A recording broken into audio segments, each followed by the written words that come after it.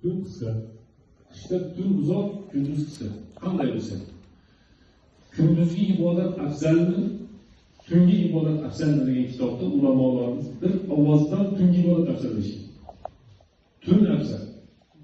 Alloh subhanahu va taolo dunyo osmonidan turib, hal min sa'ilin, qan ichinglarda so'rovchi bormi? Tunni 3dan 1 qismi qolgan paytda hal min sa'ilin, so'raydigan bormi? Men beraman. Hal min da'in, astajiba lahu. Duo qiladigan bormi? Duosini ijobat qilaman. Hal min ta'ibin, tavba qiladigan bormi? Tavbalarini men qabul qilaman.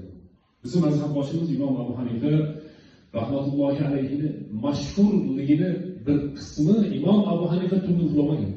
Ramazonda emas, boshqa paytlarda uxlamagan. Sahih aniq bo'lgan rivoyatlarda keladi, yillar mobaynida uxlamagan Imom Abu Hanifa. To'g'ri kunduzda olmagan. Lekin kechasi Imom Abu Hanifa uxlamagan. Tunni uxlamagan. Ana shu tun